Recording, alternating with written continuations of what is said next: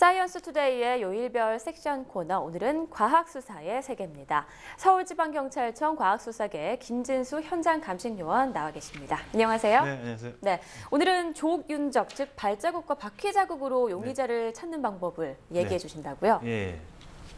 할까요? 네, 소개해 네. 주시죠.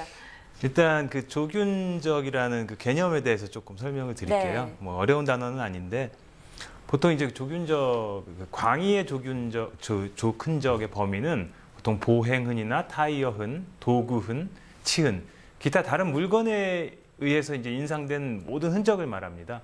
네. 그리고 이제 협의의 족흔적이란 그 사람 발에 의해서 인상된 흔적, 즉 신발흔, 양말흔, 맨발의 흔적, 즉 종문 등을 말합니다. 족흔적과 타이어흔을 채취하고 감정하는 방법은 뭐 거의 동일합니다. 현재 우리나라에서 그 통용되고 있는 타이어는 그렇게 많지 않은 수로 정해져 있습니다. 네. 타이어의 이제 종류가 신발에 비해 상대적으로 많지 않기 때문에 동일한 타이어 문양을 찾는 것은 그렇게 어렵지는 않습니다. 반면에 그만큼 용의 타이어를 장착한 그 차량의 범위도 좀 많다는 단점이 있고요. 네. 족흔적 중에 신발의 경우는 종류가 상당히 많습니다. 네, 저희 이 과학수사의 세계에서 네. 발자국을 통해서 예. 범인을 찾는 방법들 몇 번 얘기한 적이 있는데, 네, 몇 번 다뤘죠. 그렇죠. 그 현장에서 채취한 족흔적이 의미하는 건 무엇인지 네. 다시 한번 좀 설명을 해주세요. 이제 현장에서 감식을 할 때 족흔적 채취를 위한 시도는 이제 예외 없이 모든 현장에서 다 이루어집니다. 보통 절도, 강도, 변사 현장, 기타 모든 현장에서 감식의 시작은 대부분 족흔적 채취로 시작을 합니다. 네. 또 현장에서 가장 많이 남는 것 중에 하나가 족흔적이기도 하고요. 이러한 족흔적이 현장에 남겨진 경우 의미하는 것은 상황에 따라 조금 다르긴 하지만 여러 가지 상황을 이제 설명을 해줍니다. 네. 예를 들어서 족흔적의 개수, 여기서 말하는 이제 개수란 그 다른 종류의 문양의 그 흔적을 말하는데요. 아, 그럼 몇 명이 있었느냐? 그렇죠. 예. 예, 바로 아시잖아요. 그렇죠. 그 개수에 따라서 현장에 있었던 사람의 수를 알려줍니다. 네. 뭐 공범 여부를 확인할 수 있는 거죠. 그리고 용의자의 이제 출입구와 도주로를 파악할 수 있고요. 또 범행 시에 용의자의 동선을 파악할 수 있습니다. 물론 피해자도 신발을 신고 있어야 했던 현장이라면 뭐 피해자의 동선, 움직임 같은 것도 파악을 할 수 있었겠죠. 무엇보다 중요한 것은 범행 현장에서 채취한 그 족흔적과 용의자 신발의 그 일치 여부입니다. 네. 신발의 문양만 같다고 같은 족흔적은 아니거든요. 같은 문양을 가진 신발은 사실 엄청나게 많잖아요. 네. 그렇죠? 그 중에 이제 현장의 족흔적과 용의자의 신발이 정확히 일치를 해야 하는 겁니다. 동일 족흔적 감정 업무에서 가장 중요한 것은 그 신발의 크기와 마모 상태입니다. 신발의 마모 상태에 영향을 주는 것은 이제 몇 가지가 있는데요. 뭐 몸무게, 걸음걸이의 형태, 그리고 이제 직업 등을 고려할 수 있습니다. 아. 이제 걸음걸이 형태로 보면 바닥에 발을 디딜 때 사람마다 이제 뭐 앞부분이 먼저 닿는 사람도 있고요. 네. 뒷굽이 닿는 사람도 있고. 그렇죠. 그다음에 뭐 팔자걸음, 안짱걸음, 이제 형태에 따라서 이제 신발의 그 닳는 정도가 다 다릅니다. 네. 또 같은 사람이라도 좌우가 또 닳는 정도가 다르고요. 그리고 뭐 직업에 따라 다른 경우도 있을 수 있는데요. 뭐 조금 극단적인 예를 들어 보면 트럭 운전을 만약에 업으로 하는 분들을 예로 한번 들어보면요. 뭐 이제 신발 바닥 중에 클러치 같은 경우는 이제 보통 이렇게 이제 중간 부분으로 밟고 네. 악셀은 이제 앞부분으로 좀 받고 그런 게 있거든요. 그럼 이제 그런 부분에서 닳는 정도가 다르겠죠. 아. 그래서 뭐 그런 식으로 이제 직업을 추정할 수 있는 거고요.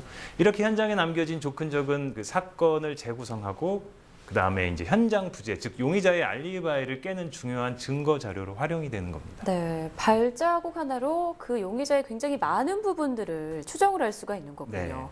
네. 그럼 이 족흔적을 채취하는 방법들에 대해서도 좀 얘기를 나눠볼까요? 네, 그게 이제 과학 수사죠. 네.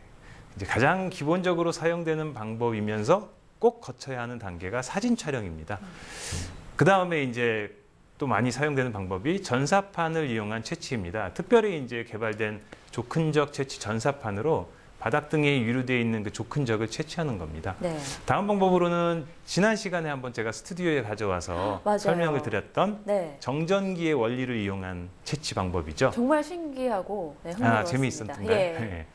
그 장비는 그때도 말씀드렸지만 의류나 이불 등 그 가죽이나 천 재질에 유리된 그 족흔적을 그 정전기 족흔적 채취기를 이용해서 채취하는 방법인데요. 이 정전기 족흔적 채취기를 이용할 수 있는 그 사례를 한번 들어보면 네. 예를 들어서 A라는 사람이 B라는 사람을 그 배 부분을 네. 복부를 발로 이제 차서 폭행을 했는데 폭행 사실을 부인하는 경우에 그 복부를 맞은 B라는 사람의 그 상의의 옷 부분 있죠. 네. 복부 부분을 만약에 이 정전기 촉근적 채취기로 채취를 하면 A라는 사람의 신발 그 바닥 문양을 찾아낼 수가 있습니다. 네, 네. 그렇겠네요. 그렇죠. 이제 그렇게 되면 폭행 사실을 입증하는 것이 되겠죠. 네. 그 다음에 또 다른 방법으로 이제 진흙이나 눈 위에 유리된 촉근적이 있을 수 있는데요. 이런 경우에는 물론 사진 촬영 후에 석고를 이용해서 채취를 합니다.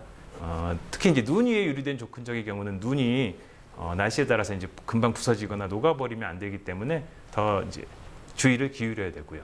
그 외에 이제 혈흔 촉근적 같은 경우는 혈흔 증강시약을 처리한 다음에 사진 촬영하고 그 이후에 이제 전사판을 이용해서 채취합니다.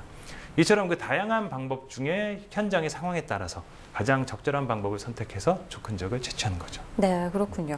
그런데 앞서도 말씀해 주셨지만 시중에 판매되고 또 사용되는 타이어나 신발들이 굉장히 많기 때문에 이걸 좀 분별할 수 있는 시스템이 있어야 될 것 같다 이런 생각이 드는데 지금 네, 있습니까? 있죠. 예. 예, 그거를 일일이 다 사람이 수작업으로 찾을 수는 없고요. 그렇죠.